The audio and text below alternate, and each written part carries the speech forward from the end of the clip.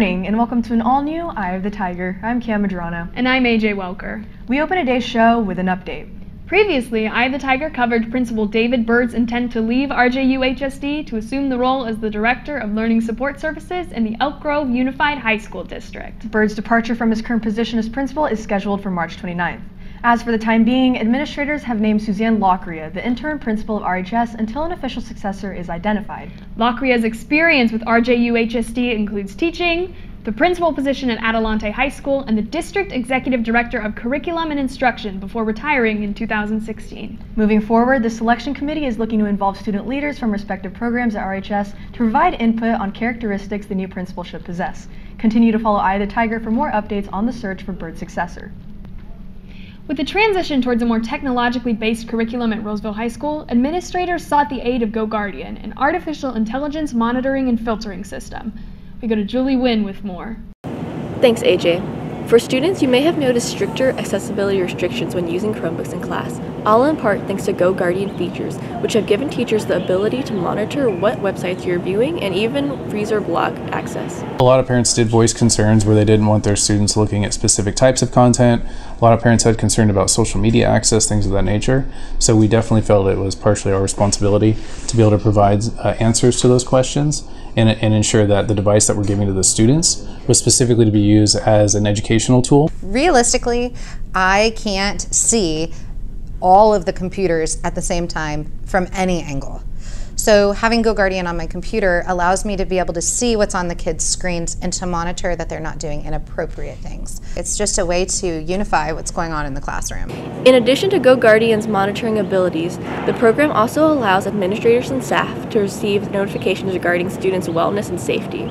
If student data indicates a student might be susceptible to suicidal thoughts or self-harm, the student will then be pulled up to talk to their counselor. Junior Maya Wynn was pulled out of a class after she made a search for a project in creative writing that triggered GoGuardian Beacon as potentially relating to self-harm.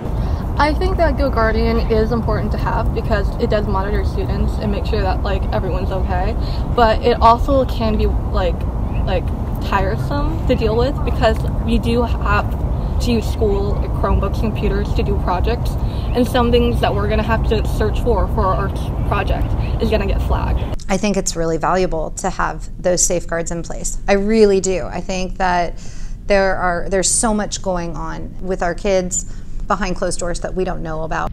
Might be good to keep in mind for freshmen and sophomores currently using their new Chromebooks and juniors who will receive them next year. For Eye of the Tiger's editorial on GoGuardian, visit our website at eyeofthetigernews.com or pick up a copy of last week's print edition. And now we go over to Natalie Russell with sports.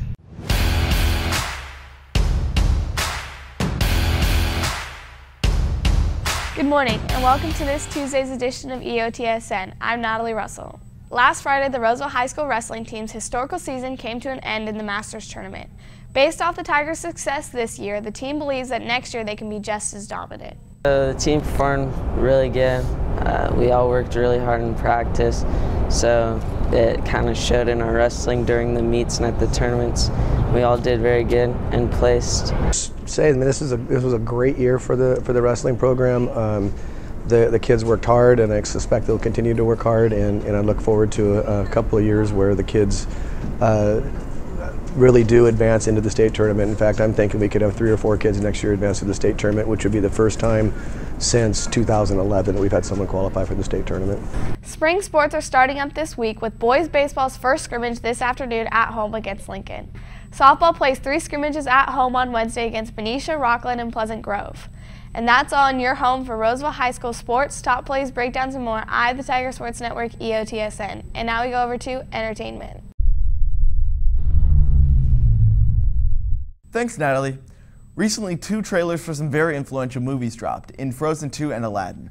Both of them look like they have a ton of potential, yet they could also fall short in some areas. Frozen 2 looks the best of the pair by far. The trailer starts with Elsa doing something that appears to be training her ice powers of some sort, and it looks really cool.